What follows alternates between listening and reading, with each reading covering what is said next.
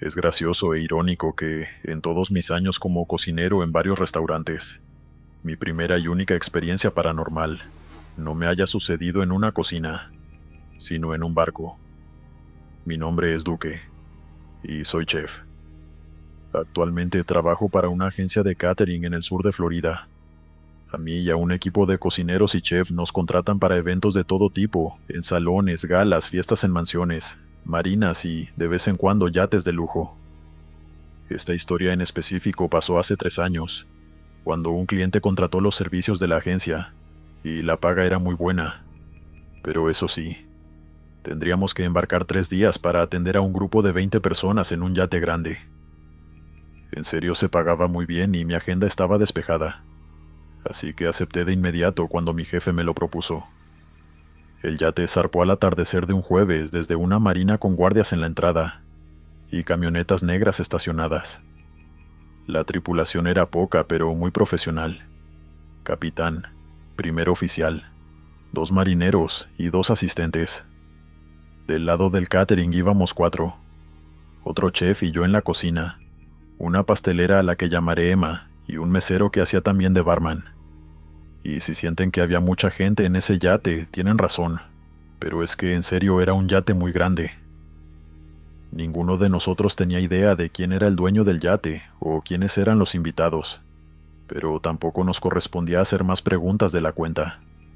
Lo cierto es que nos habían advertido que nuestro público esa noche era exigente, y estaban acostumbrados a que todo sea inmediato. Para mí lo importante era que la cocina, aunque chica, estaba bien equipada.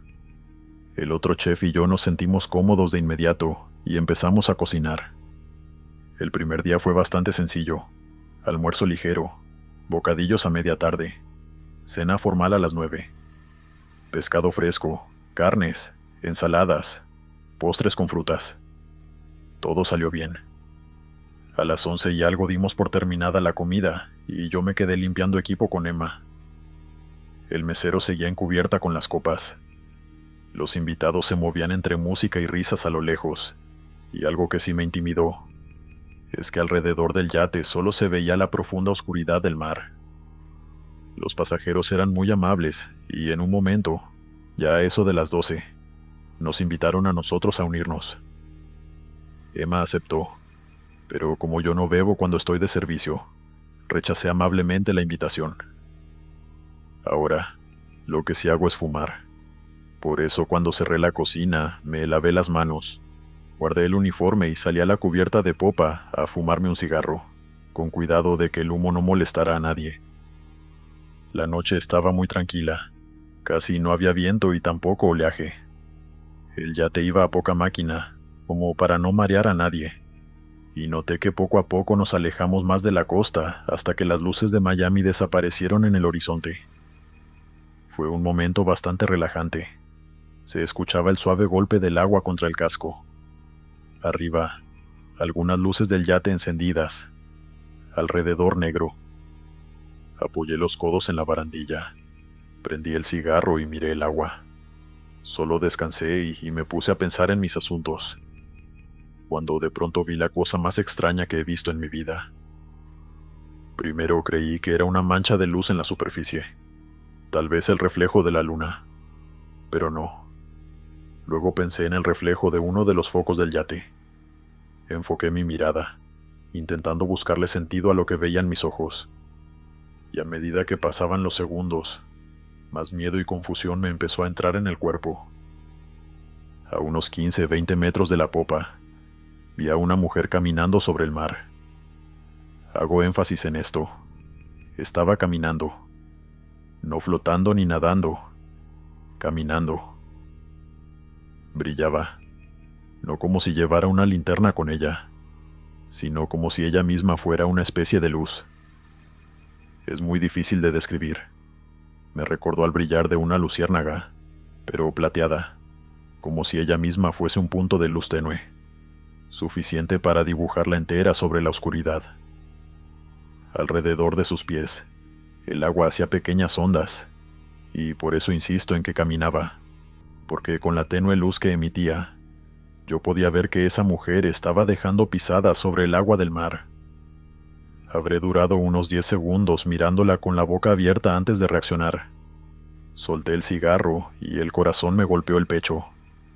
Mi primer impulso fue gritarle para llamar su atención, pero la voz se me atoró del susto. En vez de eso, di 2 pasos hacia la borda, con una mano en la baranda para no resbalar. Ella siguió acercándose en diagonal hacia el yate, sin mirarlo directamente, con la cabeza ligeramente baja, como quien camina mirando el piso. Mi mirada no se despegaba de esa mujer. La vi avanzar sobre el agua como si debajo hubiera un camino firme. Sentí la necesidad de buscar una cuerda o un salvavidas, aunque sabía que lo que estaba viendo no tenía sentido. Miré hacia la puerta del salón para llamar a alguien, pero en ese sector de la cubierta no había nadie a la vista. Volví la vista al agua justo a tiempo para verla detenerse. No titubeó. Se paró como si llegara al lugar exacto al que iba. Levantó apenas el rostro y yo la miré fijamente. No logré distinguir ojos ni facciones. Solo vi la forma clara de la cara y el brillo sobre el blanco del vestido. Y entonces, como si hubiese perdido por completo el soporte, se hundió en el agua. Literalmente se la tragó el agua. Y no como un remolino o algo así. Fue como si de pronto su cuerpo hubiese recuperado el peso y se hundiera en vertical, sin salpicar ni hacer ningún ruido. La luz que tenía se apagó, y en un segundo ya no estaba. El agua quedó lisa, sin ninguna prueba de lo que había pasado. De pronto escuché una voz detrás de mí, preguntándome si todo estaba bien. Era el primer oficial que no sé cuánto tiempo llevaba en la puerta. Señalé el agua, torpe, y logré balbucear algo así como que había una mujer en el agua. Él se acercó a donde estaba. Miró el agua por unos segundos escuchándome decir que brillaba, y que de pronto se hundió. Y un segundo después me preguntó, sin malicia, que si había bebido. Le dije que no, y me sentí avergonzado por estarle diciendo a un desconocido que acababa de ver algo tan absurdo. Pensé que ese hombre ahora pensaría que estaba drogado o algo así, pero no vi en su mirada que me juzgara. Solo se acercó más y se puso en la barandilla a mi lado. Se asomó por la borda con calma profesional. Llamó al puente por la radio, y en segundos, el yate encendió un foco potente hacia ese costado. El haz barrió la superficie. Nada. El primer oficial pidió silencio al interfón. Apagó la música del salón por un momento y llamó a los tripulantes para que tomaran posición de hombre al agua por precaución. No hizo escándalo, y me dijo que solo era el procedimiento. Sacaron un salvavidas y lo lanzaron cerca de donde yo había señalado. El foco lo iluminó sin problemas, pero no se vio ningún movimiento. Nadie gritó desde el mar. Contaron a los invitados para asegurarse de que ningún tripulante hubiese saltado sin que nadie se diera cuenta, pero estaban todos. El primer oficial pidió una segunda pasada con el haz de luz, más abierto. Otra vez nada. La fiesta se reanudó, y el primer oficial me pidió que lo acompañara al puente. En el puente el capitán me preguntó lo mismo: si había bebido, si estaba cansado, si tomaba medicinas o alguna droga alucinógena. Su tono no era hostil ni nada por el estilo, y eso me tranquilizó mucho. Yo respondí que no, y que en serio no sabía cómo era posible, pero que estaba seguro de lo que había visto. Le conté la escena tal cual como la he escrito, y todos en el puente se miraron las caras. El capitán no se burló, solo dijo que tal vez había sido la bioluminiscencia de algún alga, combinada con mi cansancio, y que no le diéramos más importancia de la necesaria. Volví a mi camarote, pero no me acosté. Me senté en la litera y me quedé con las manos entrelazadas. Emma golpeó la puerta para preguntar si tenía hambre y si me encontraba bien. Ella y yo siempre hemos sido muy cordiales con el otro, así que no dudé en responder sus preguntas cuando comenzó a interrogarme. Me preguntó si pensaba que había sido un fantasma, y en ese momento negué, casi riéndome, pero hoy en día no estoy tan seguro. Porque si no era un fantasma, entonces ¿qué era? Dormí bien, y durante el día siguiente me convencí de que pudo haber sido bioluminiscencia, y que mi vista estaba cansada. Me lo repetí muchas veces, cada vez que recordaba el asunto. La segunda noche, después de la cena, no salí a fumar, ya que me dio miedo volver a ver una cosa así. Me quedé en la cocina, lavando hasta que no quedó nada, y luego me fui directo al camarote. Aún así, pasada la medianoche, me ganó la curiosidad. Abrí la puerta, caminé hasta la cubierta y me asomé. El mar era negro y estaba muy tranquilo. La tercera noche salí a fumar junto a Emma, y el primer oficial bromeó sin malicia. Si ves otra dama caminando, avisa. Le sonreí por cortesía. Afortunadamente no vimos ninguna. Después de terminar el servicio, llegamos al puerto y desembarcamos.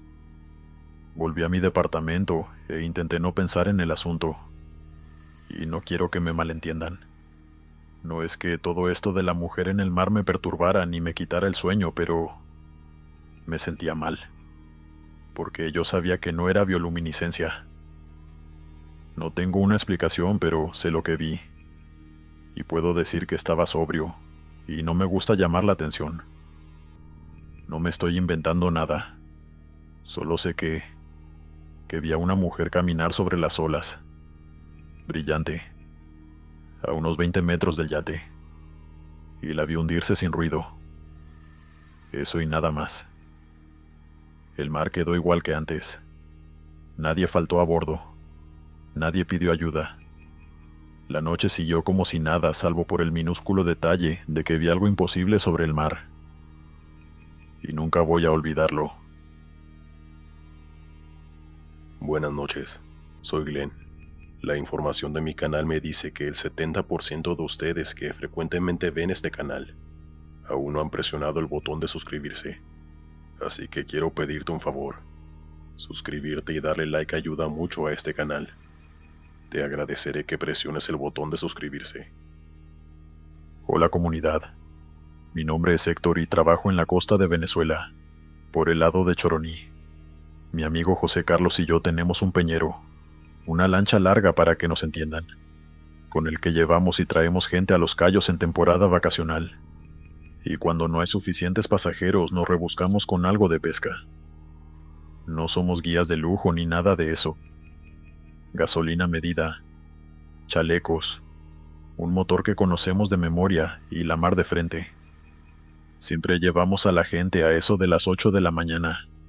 Y normalmente los empezamos a buscar a eso de las 4 o 5 de la tarde, ya que el servicio de parques no permite acampar en Los Cayos. Esto que voy a contarles pasó un viernes hace un año, como a las 4 de la tarde. No era temporada vacacional, pero como era fin de semana, había salido un grupo pequeño a una isla y nos tocaba ir a buscarlos antes de que anocheciera. El mar estaba manso con un oleaje suave, y nosotros salimos del puerto con buen ánimo. El motor venía fino, parejo el sonido, sin tirones, temperatura normal. Yo llevaba el timón y José Carlos estaba sentado en la proa viendo hacia el mar. Yo le había hecho mantenimiento al motor algunos días atrás, así que no tiene una explicación lógica para mí que, a medio camino entre la costa y el cayo al que nos dirigíamos, el motor tosiera con fuerza. Fue un brinco corto como si hubiera tragado aire, y luego se cayó. Quedamos en un silencio absoluto flotando en medio del mar. Se me fue el corazón al piso al ver la situación. Pero primero lo primero. Giré la llave otra vez. Se ve la pera. Intenté todo de nuevo, pero nada funcionó. José Carlos se acercó sin hablar y empezó a revisar, sin bromas ni nada. Y eso que él siempre se burla y tiene algo que decir. Miré alrededor y la tierra más próxima estaba bastante lejos. Con ese tamaño de peñero no hay remo que valga. Se mueve, sí, pero jamás íbamos a llegar de regreso a la costa, ni íbamos a poder resistir la corriente. Además, ese día los otros lancheros no habían salido, así que estábamos solos. El agua estaba tranquila, pero el miedo no te lo quita nadie. no por hundirte, porque el mar venía bueno, sino por lo otro, por quedarte a la deriva con la tarde cayendo, por la vergüenza de llegar tarde a buscar al grupo, por el susto de pasar la noche a medio canal si no llegaba ayuda, o que la marea nos arrastrara mar adentro. Por suerte no andaba solo, ya que admito que soy medio nervioso, y junto a José Carlos empecé por lo básico. Revisamos la manguera, el filtro, las bujías. Yo sostenía la linterna para poder ver bien dentro del motor, y José Carlos revisaba. Olía a gasolina. El sol todavía estaba alto, pero la luz ya empezaba a ponerse amarilla. Me concentré en no pensar en negativo.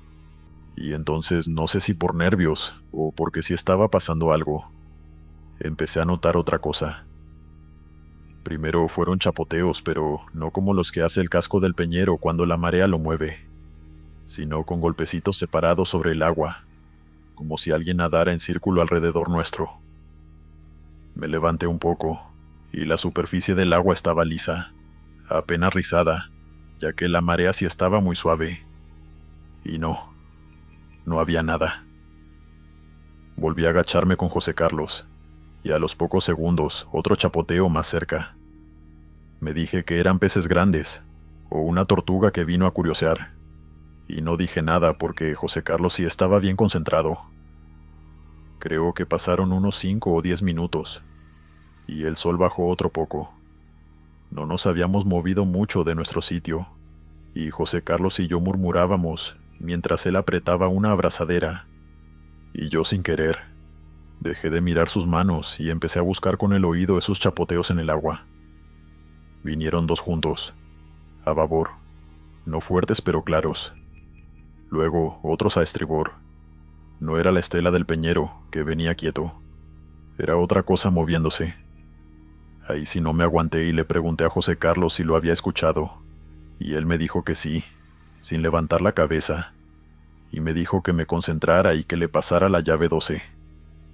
Se la di, y me aguanté las ganas de mirar alrededor del peñero para buscar el origen del ruido. Solo 2 minutos más tarde llegó el primer lamento. No fue grito ni una palabra o un pedido de socorro. Fue un quejido largo que venía del costado del peñero, desde el agua.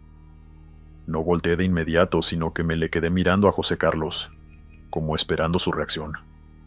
Noté que empezó a trabajar más rápido, y se quedó congelado, igual que yo, cuando escuchamos una voz femenina muy cansada diciendo: «Sálvenme».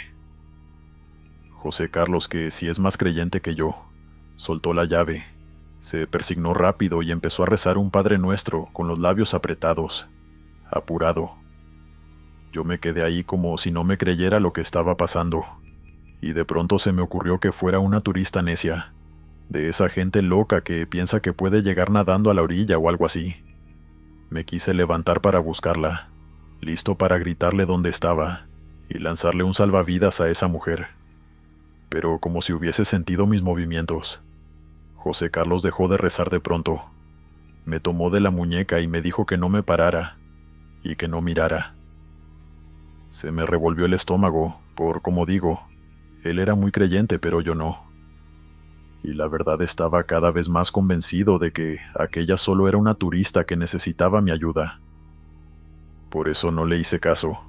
Me solté de su agarre y me levanté para asomarme por la borda del peñero. El agua alrededor se veía limpia. El sol ya iba cayendo detrás de la costa y quedaba bastante luz, pero de esa que ya no es ni de día ni de noche. Yo buscaba cualquier mano, cualquier cuerpo.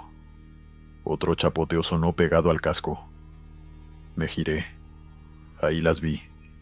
Un par de manos pálidas con las uñas largas se aferraban a la borda. Dedos delgados, piel blanquísima como una hoja de papel. Parecían manos normales salvo por el color. Las vi apretar la madera del peñero como queriendo subir. No le vi la cara ni los hombros, solo las manos que se abrían y cerraban buscando impulso. El peñero se inclinó un poco hacia ese lado, y a mí me nació el impulso de agarrarla por las manos y jalarla hacia arriba. José Carlos, que me imaginó que había volteado a ver qué era lo que yo hacía, me agarró la franela por detrás con una fuerza que no le conocía, y me empezó a gritar que no me lanzara. Me gritaba fuertísimo, y yo no entendía qué estaba pasándole, pero me agarró con tanta fuerza que simplemente no me pude mover. Me frenó en seco. Yo tenía ya el cuerpo puesto para jalar a esa mujer dentro del peñero, o para saltar el agua y ayudarla, pero él no me dejó. Me pegué fuerte contra el piso cuando José Carlos me agarró, y desde ahí pude ver cuando las manos en la borda se soltaron y cayeron sin ningún ruido. No salpicó, no hubo burbujas ni se levantó el agua. Esas manos solo desaparecieron. Sin embargo, yo no le busqué lógica ni comprendí aquello como un suceso extraño. En mi cabeza todavía pensaba que había una mujer ahogándose ahí, y le grité a mi amigo que la salváramos, pero José Carlos me dijo estas palabras: no hay nadie. Quédate quieto y reza hasta que se vaya. No le respondas. Supongo que no lo había mencionado, pero José Carlos es bastante mayor que yo. Tiene unos 40 años, y bien dice el dicho que más sabe el diablo por viejo que por diablo. Le hice caso, con los dedos apretando la madera del peñero. El mar siguió suave, y todo se quedó en silencio. Me quedé tumbado escuchando los rezos de José Carlos, y tras un minuto intenté incorporarme. Entonces se oyó la risa, y José Carlos volvió a jalarme hacia abajo para que me quedara sentado en el piso del peñero. Fue una risa corta, seca y con un tono burlón, que salió del agua abierta cerca del peñero. No venía de debajo del casco ni de atrás. Venía del mar. Se me apretó el pecho al oír esto, y José Carlos soltó un insulto en voz baja. Sol bajó poco más y el cielo se puso gris rosado. Pensé en los turistas que nos esperaban en la isla, en lo que sea que estaba alrededor del peñero, y empecé a sentirme petrificado. Pero José Carlos me hizo reaccionar, y me dijo que intentara poner en marcha el peñero de nuevo. Me acerqué gateando e intenté poner el motor en marcha, una y otra vez, hasta que al fin el motor arrancó feo. Luego se equilibró y pudimos irnos de ahí. Apreté el timón como si fuera lo único que me sostenía y tomé rumbo hacia la isla. En el puerto ya estaban todos los turistas que habíamos llevado, esperándonos con impaciencia. José Carlos se disculpó con ellos y nos regresamos. Por suerte el viaje de regreso fue mucho más tranquilo, y la voz de los turistas hablando entre ellos nos aligeró mucho el miedo. Pero cuando llegamos a la casa de José Carlos y guardamos el peñero, aprovechamos de hablar de lo que había pasado. Ninguno de los dos tenía la más mínima idea de qué había pasado. José Carlos había escuchado historias de su abuelo de fantasmas de ahogados, que intentaban llevarse a los lancheros con ellos, pero nunca había vivido algo así. Entonces, ¿cómo supo que no era alguien real? Fue un presentimiento más que otra cosa.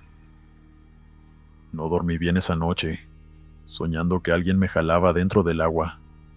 Fui a misa con mi mamá, por primera vez en años, para ver si eso me quitaba los nervios. José Carlos y yo seguimos con lo nuestro, pero desde ese día dejó una medallita de la Virgen del Valle pegada en el costado del motor. Cada vez que salimos al mar, reviso 2 veces el tanque y las mangueras. Lo que vivimos no ha vuelto a repetirse, pero si acaso, en un hipotético caso volviera a suceder, no pienso revisar qué hay en el agua y ver algo que me perturbe. Buenas noches, Glenn. Me llamo Pablo y empecé a escuchar tu canal hace un tiempo. Hoy quiero compartirte un relato que me pasó una madrugada hace unos 20 años, mientras estaba en mi lancha, adentrado en el mar.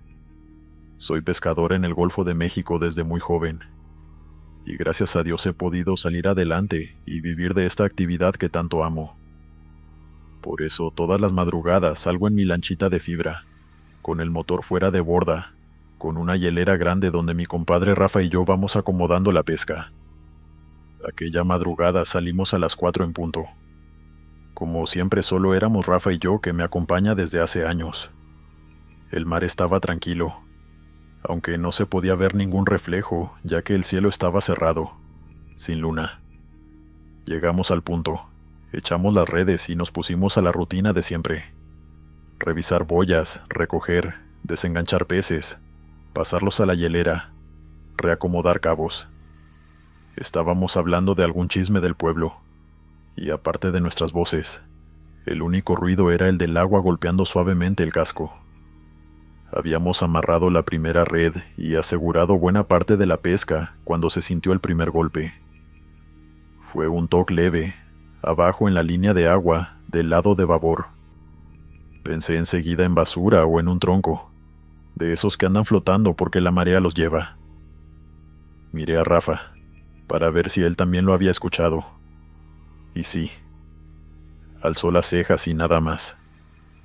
Continuamos con el trabajo como si nada hubiese pasado, pero un minuto después, otro golpe, un poco más fuerte, seguido de otro, desde el otro lado de la lancha.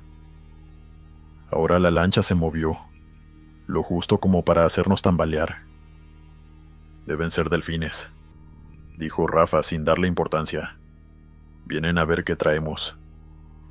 Yo asentí, no porque estuviera asustado y estuviera buscándole una explicación lógica ni nada, sino porque antes nos había pasado que los delfines, curiosos e inteligentes como son, se acercaban a la lancha para ver qué les lanzábamos. Muchas veces aprovechaban para comerse los peces que descartábamos. Y bueno, a veces los delfines chocaban sin querer contra el casco de la lancha, aunque no eran tan torpes como para hacerlo más de un par de veces. Sin embargo, otra vez un golpe, ahora más seco, hizo que el bote se tambaleara. La hielera se movió y la red enrollada en cubierta se desplazó unos centímetros. Esta vez sí nos preocupamos porque mi lancha no es muy grande que digamos, y con suficiente esfuerzo se podía volcar. De hecho, esa era la principal razón de que yo no saliera los días que el mar estaba un poco picado. Siempre fui muy prudente, pero el mar estaba tranquilo, y yo de verdad no entendía lo que estaba pasando. Rafa intentó mantener la calma, y dijo que tal vez eran tiburones que se sintieron atraídos por la sangre. Se asomó al agua, a ver si lograba distinguir una aleta o la silueta de un tiburón, pero no se distinguía nada. Eran más o menos las 5 de la mañana en enero, y el mar estaba negro. Apenas nos iluminaban unas pequeñas luces LED que yo instalé en mi lancha, para poder trabajar en las noches que no había nada de luna. Pero esas luces no bastaban para que nosotros viéramos qué era lo que golpeaba el bote.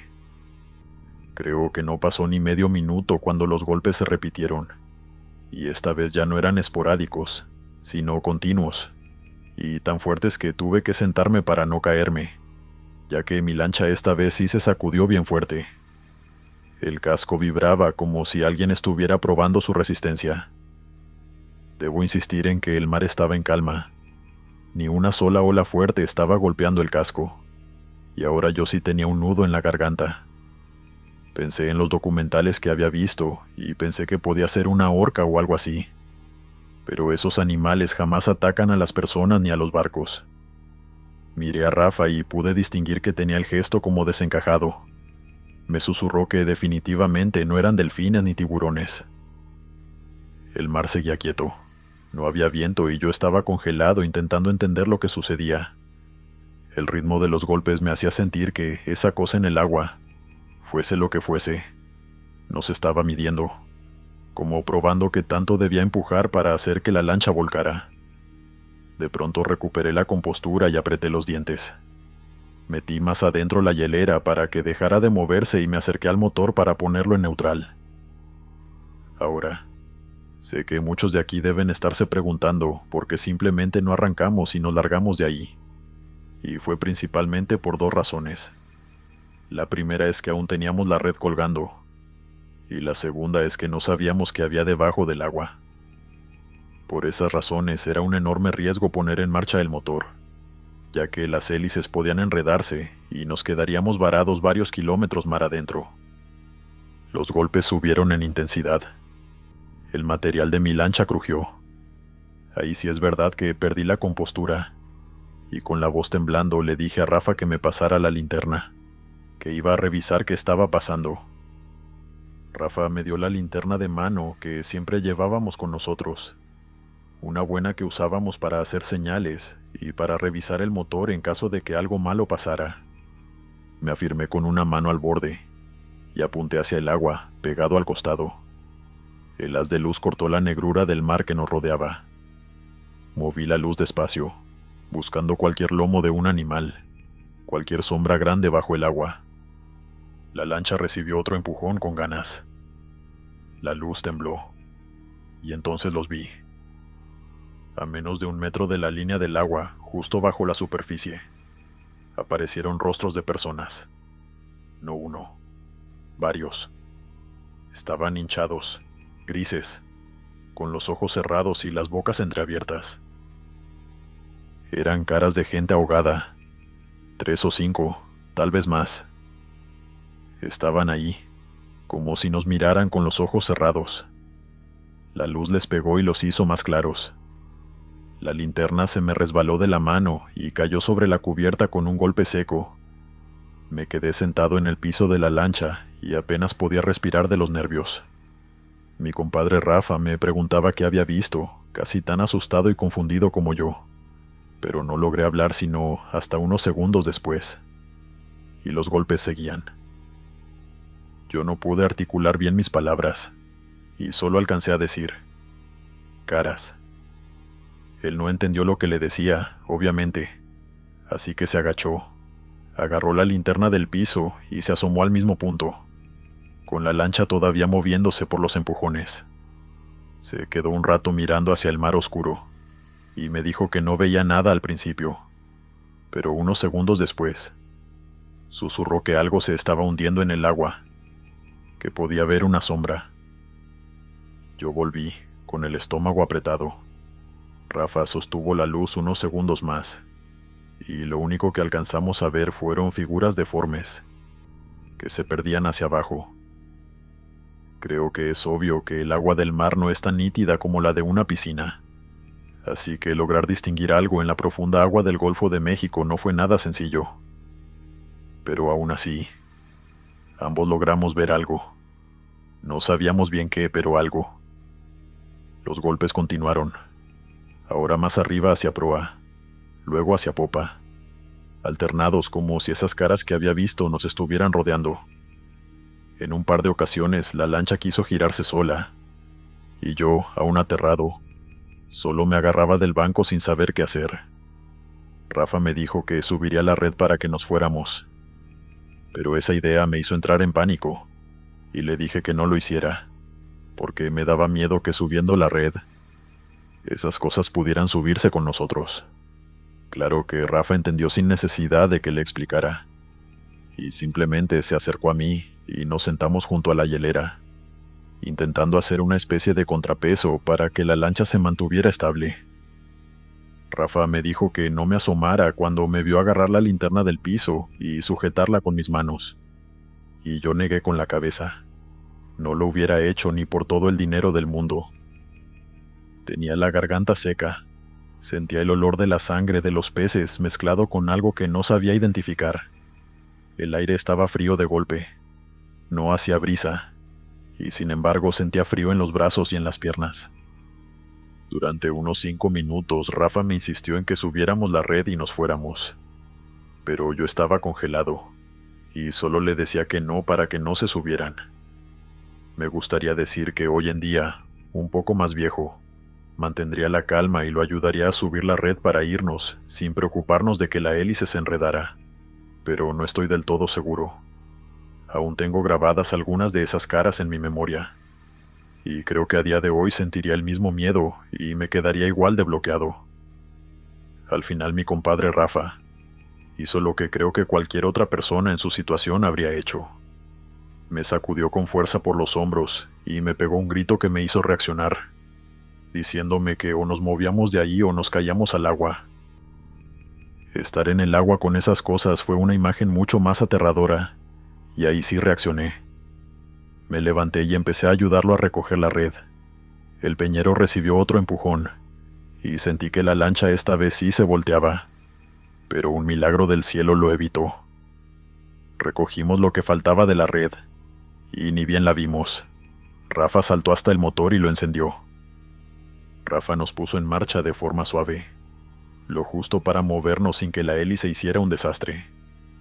La lancha avanzó lento, y los golpes siguieron unos segundos más, ahora en la popa, cerca del motor. Luego, de pronto, un silencio raro. No un silencio de mar tranquilo, sino un vacío. Avanzamos como por 15 minutos y cuando al fin paramos, Rafa me dijo estas exactas palabras. ¿También los viste?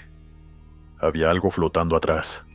Cuando arranqué vi algo así como unas lonas sobre el agua.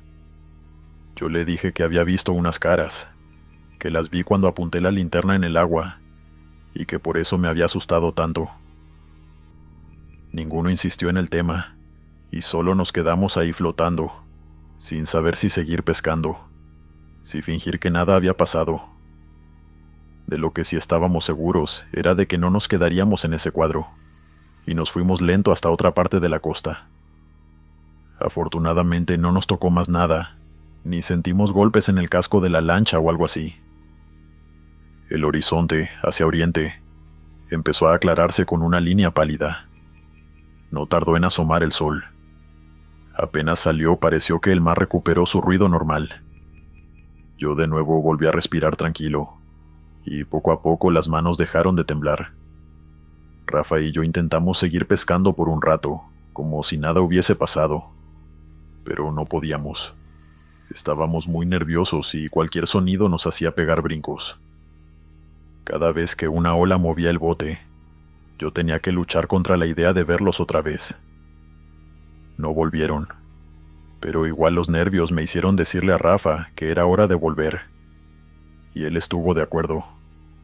A las 7 estábamos de regreso, con la hielera medio llena, más por necesidad de irnos que por falta de pesca. En la playa, mientras lavábamos el peñero, Rafa me preguntó otra vez qué había visto. Y esta vez sí fui más detallista con mi historia. Le dije lo mismo. Caras hinchadas y grises, con los ojos cerrados. Él no se rió, ni me llamó exagerado. Solo dijo, entonces no eran delfines. Y se quedó viendo el agua. Serio. No hicimos bombo de nuestra historia en el muelle ni en el mercado donde vendíamos la pesca. A la gente de nuestro gremio le encanta reírse, y a mí no me interesaba darles espectáculo a mis colegas, y que fueran a burlarse de nosotros por estar viendo fantasmas en el mar. Pero sí le conté a mi abuelo, en paz descanse. Él también pescaba, y me escuchó con atención. Cuando terminé la historia me dijo que en esa parte de la costa hay corrientes muy fuertes y que tenga cuidado cuando vaya para allá, ya que una que otra vez botes pequeños se han hundido, y que tal vez quienes se ahogaron nos querían llevar con ellos. Por otro lado, mi esposa, que es bien escéptica, me dijo que seguro eran troncos atrapados en la corriente, y que el susto me hizo ver otra cosa. Yo asentí a todo sin discutir, porque sé que ella no me iba a entender si no vivía lo mismo que yo. Desde esa madrugada evito ese punto, sobre todo cuando es de noche y no hay luna. Rafa tampoco tenía muchas ganas de volver a pasar por ese sector, pero al cabo de unas 2 semanas pescamos allá eso de las 5 de la mañana, con luz de luna, y no nos pasó nada. Recuerdo que durante un par de meses tuve malos presentimientos, y me temblaban las manos cada vez que sentía un golpecito en el bote. Pero como dije, nunca más me sucedió algo así. Siempre había una explicación lógica para todo, y poco a poco se me fue el miedo. En retrospectiva, no sé qué quiso volcarnos ese amanecer. No digo que fueran fantasmas ni que mi cabeza me jugó una broma, pero no puedo fingir que no pasó nada tampoco. Algo nos golpeaba con un ritmo constante, y no parecía ser un animal. Jamás he podido olvidar esos rostros hinchados bajo la luz de la linterna, bultos hundiéndose cuando Rafa miró. Si sientes que algo está intentando volcarte, recoge tus redes y vete de ahí. No averigües de qué se trata.